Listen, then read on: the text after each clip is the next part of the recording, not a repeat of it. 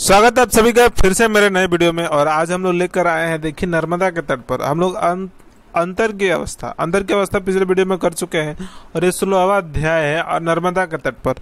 तो हम लोग चलिए शुरू करते हैं और ये आशा करते हैं भारत माता का आशीर्वाद से आपके लिए अच्छे कंटेंट दे रहे होंगे और आपको भी अच्छा लग रहा होगा, और जिससे कि आप आगे के काम को भी अच्छे से सेपरेट कर सकते हैं और संघ के काम को करने में आपकी गति मिल सकती है संघ को। तो चलिए शुरू करते हैं। श्री गुरु जी और श्री स्वामी जी, श्री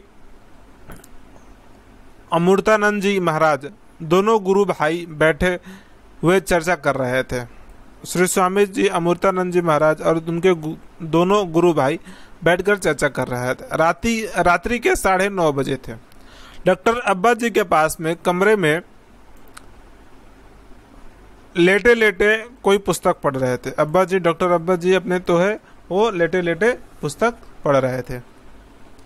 स्वामी जी ने सहसा श्री गुरु जी को ध्यान आकर्षित करते हुए कहा, नर्मदा मैया का सानिध्य मुझे ऐसा प्रिय है कि मैया का बिछो सुहाता नहीं।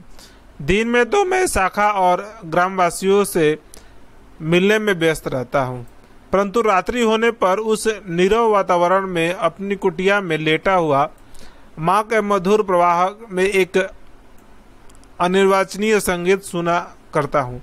आपको कितनी बार कहा है, आप मेरी कुटिया में हृदयहारी प्राकृतिक सौंदर्य देखिए तो सही, पर ये लोग कहते कहते स्वामी जी ने मेरी ओर संकेत किया, यानी अब्बा जी की ओर संकेत किया। ये लोग कभी कार्यक्रम बनाते ही कहाँ है, ये लोग कार्यक्रम बनाते कहाँ है। मैंने कहा, महाराज आप मुझे क्यों कहते हैं, मैं तो मात्र आज्ञानुवर्ता हूँ। हाँ, आप चाहे तो अब्बा जी को उलाहना दे सकते हैं, अब्बा जी प्लानिंग करते हैं उनको उलाहना दे सकते हैं। मैं तो कार्यकर्ता हूँ और मैं उनके आज्ञानुवर्ता हूँ और आज्ञा का पालन करता हूँ। यह सुनते ही स्वामी जी ने अपने सहज हास्य से कमरे को गूंजा दिया।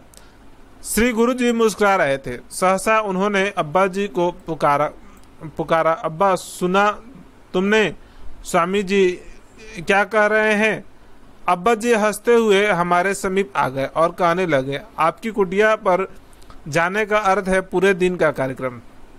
फिर आजकल है वर्षा ऋतु और शायद रास्ते में मोटर जा भी न सके, किंतु आगे हम ऐसी योजना बनाएंगे कि आपको आश्रम पर प्रातः काल जाकर वहीं नर्मदा स्नान तथा अन्य नित्य कार्यक्रम के निवृत्त होने की व्यवस्था करेंगे। भोजन कहीं करेंगे और फिर विश्राम करने के पश्चात आप वे विदा लेंगे, ऐसा उन्होंने कहा। स्वामी जी ऊंचे स्वर में कहने लगे, हाँ भाई, कभी भी सही। आप लोगों का यह एकांतवासी साधु ऐसा सर्वोपरि सुख का सम्राट है, यह तो कभी चलकर देखना ही चाहिए। मैं कैसी शाखा चाहता हूँ, यह देखते ही चकित हो जाएंगे। श्री गुरु जी हंसने और कहने लगे, अब्बा सुना तुमने, स्वामी जी अब संघ के अधिकारी के नाते बोल रहे हैं। स्वामी जी अब संघ के अधिकारी के नाते तो बोल रहे हैं। एक बार हमें मोहीपुरा चलना ही होगा, अभी नहीं तो आगे किसी समय कार्यक्रम अवश्य करना चाहिए। फिर स्वामी जी की ओर देखकर श्री गुरु जी बोले, महाराज आज्ञा शिरोधर्य। स्वामी जी ठहाका लगाकर हंसने लगे। कुछ दिनों के बाद अचानक ही अब्बा जी ने नागपुर से सूचना दी, श्री गुरु जी मोहीपुरा जाने के लिए इंदौर पधार रहे हैं। सूचना अनुसार श्री गुरु जी नागपुर के कार्यालय की मोटर से सीधे इंदौर पधारे और निश्चय हुआ कि प्रभात में चाय पीकर वह इंदौर के प्रस्थान करेंगे। स्वामी जी को पूर्व सूचना थी, श्री सुदर्शन जी को भी सूचना दे दी गई थी। अति प्रभात में तैयार कराकर यथेष्ट मित्रता सहित भोजन अपने साथ रख लिया गया और प्रतिक्षण श्री सुदर्शन जी की प्रतीक्षा करने लगे। श्री गुरु जी चिंतित थे, बारंबार कह रहे थे, सुदर्शन नहीं आया, सुदर्शन कब आया, क्यों नहीं। पर्याप्त प्रतीक्षा करने के पश्चात हम लोगों ने विलंब करना उचित न समझा। श्री गुरु जी ने से निवेदन किया और अब प्रस्थान करना चाहिए, क्योंकि हमें लगभग 90-95 मील मार्ग तय करना है, यानी 100 मील के आसपास 90-95 मील तय करना है। श्री गुरु जी मोटर पर बैठने तक श्री सुदर्शन जी को याद करते रहे और मजा यह कि हमारे सुदर्शन जी रात्रि में देर से आकर बैठक के बड़े कमरे में किवाड़ बंद किए गंभीर निद्रा में निमग्न थे। यानी सुदर्शन जी अपने निद्रा में निमग्न सो रहे थे और वह कोई जान ही ना पाया, और वो कमरे को बंद करके रात्रि को सोए हुए थे और वैसे ही सोए रह गए और किसी को पता भी नहीं चला कि वो सोए हुए और उनको भी ध्यान न था और वो सोए रह गए। अनजके अचानक नवनिर्मित सड़क के किनारे स्थान स्थान पर मार्ग बनने के लिए स्वयंसेवक नियुक्त हुए थे। लगभग 10 बजे हम सब लोग मोहीपुरा पहुंचे। नर्मदा के विशाल तट पर एक प्राचीन शिव मंदिर के सटी हुई स्वामी जी की कुटिया है।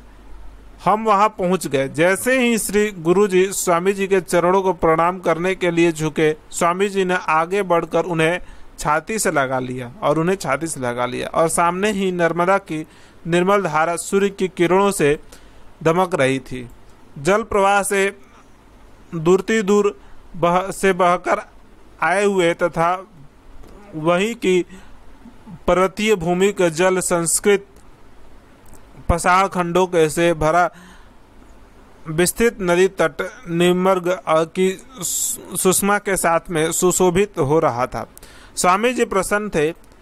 मेरी ओर देखकर वे कहने लगे हूं ना मैं इस अनिर्वाचनीय सौंदर्य धाम का सम्राट। प्रिय लगा मेरा आश्रम, ये उन्होंने कहने लगा। स्वामी जी बोलने लगे। श्री गुरु जी ने मां नर्मदा के विस्तृत धाराओं से कुछ क्षण देखते हुए कहे, फिर सिर झुकाकर माता को प्रणाम कर वे स्वामी जी से कहने लगे, महाराज अब हमें स्नान के लिए ले चलिए। यहाँ दूर खड़े रहकर मैया के दर्शन से तो तृप्ति नहीं होगी, तो इसलिए स्नान करने के लिए मेरे को ले चलिए। स्वामी जी ने कहा, हाँ स्नान तो करना ही है, परंतु स्नान के साथ श्री नर्मदा मैया का पूजन का भी कार्यक्रम रखा गया है। पूजन सामग्री तैयार है। आप मैया के नैवेद्य निवेदन करेंगे कि ग्रामवासियों में बांटा जाएगा। परंतु स्वामी जी ने पूजन सामग्री के सुसज्जित थाली एक ग्रामवासी को सौंपी और ग्राम में बांटा जाने वाला प्रभुत नैवेद्य दूसरे व्यक्ति को उठाने के लिए कहा। हम सब स्नानार्थ पुत धाम की ओर चले। अनेक ग्रामवासी भी अब तक आ चुके थे।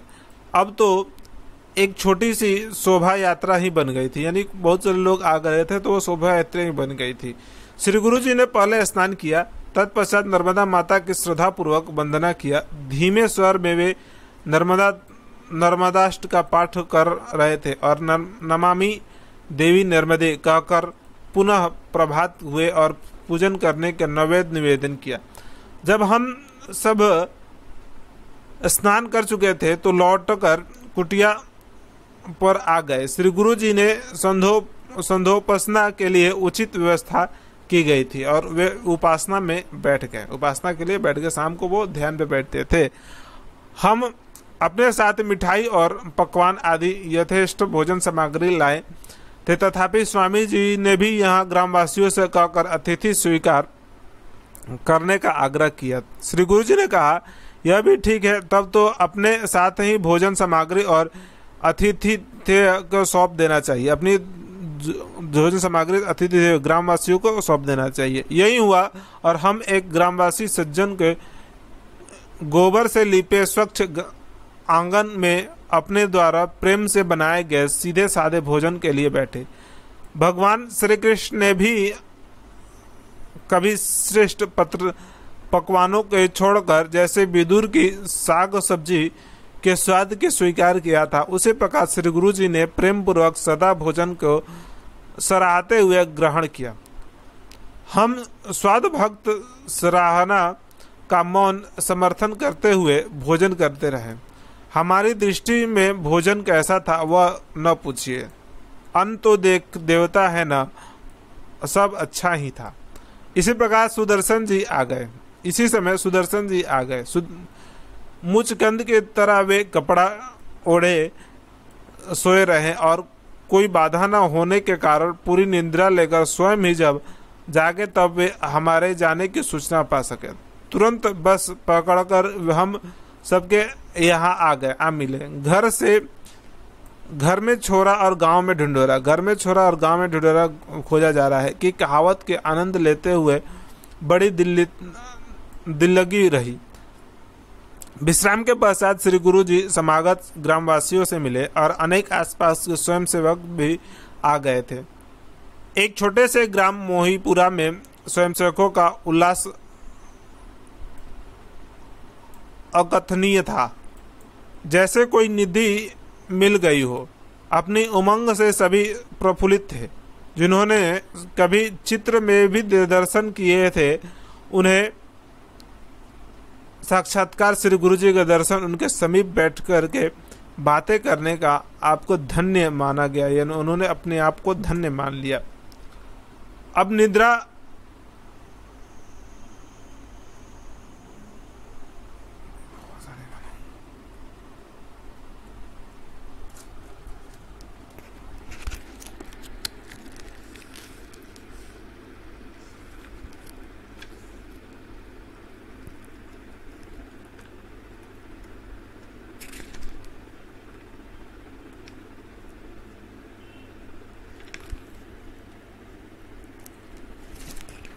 अब विदा का अवसर आया। स्वामी जी ने बड़े प्रेम से विदाई दी।